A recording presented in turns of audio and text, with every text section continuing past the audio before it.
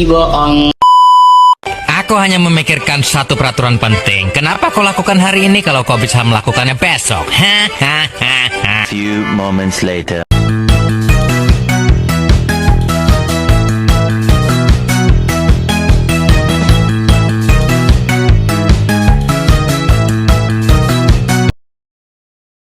Burden sharing adalah istilah yang berarti pembagian beban atau tanggung jawab antara beberapa pihak untuk mencapai suatu tujuan bersama. Maknanya tergantung pada konteksnya. 1. Dalam ekonomi dan keuangan negara, burden sharing berarti pembagian beban pembiayaan. 2. Dalam hubungan internasional, burden sharing berarti pembagian tanggung jawab dan biaya.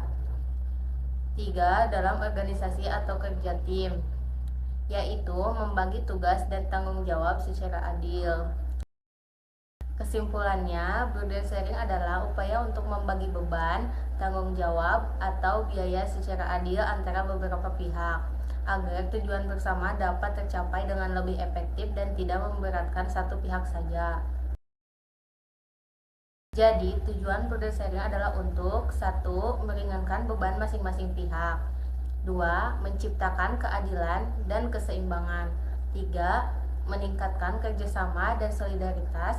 4. Mencapai tujuan bersama secara lebih efisien dan efektif. 5. Menjaga stabilitas. Singkatnya, tujuan utama burden sharing adalah mewujudkan kerjasama yang adil dan efektif dalam menghadapi suatu beban atau tanggung jawab bersama.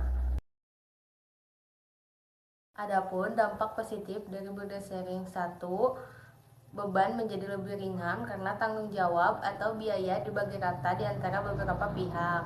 2. Meningkatkan kerjasama dan solidaritas. Setiap pihak merasa ikut berperan sehingga hubungan menjadi lebih kuat dan saling mendukung. 3.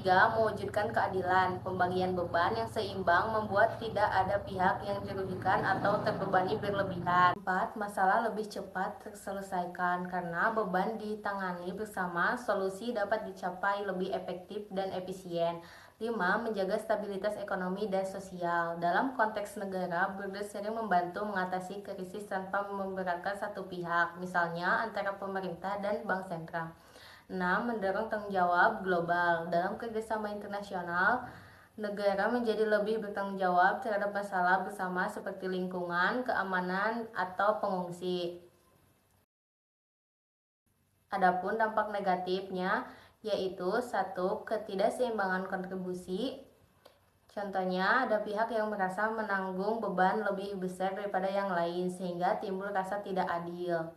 2. Proses pengambilan keputusan bisa lebih lama karena harus ada kesepakatan antara banyak pihak sebelum bertindak. 3. Kurangnya tanggung jawab individu. Beberapa pihak bisa menjadi kurang aktif atau bergantung pada pihak lain. 4. Risiko salah perhitungan beban. Jika pembagian tanggung jawab tidak tepat, hasilnya bisa tidak efektif atau menimbulkan kerugian bagi salah satu pihak. 5. Potensi konflik atau perbedaan kepentingan. Masing-masing pihak mungkin memiliki tujuan atau kemampuan yang berbeda sehingga sulit mencapai kesepakatan.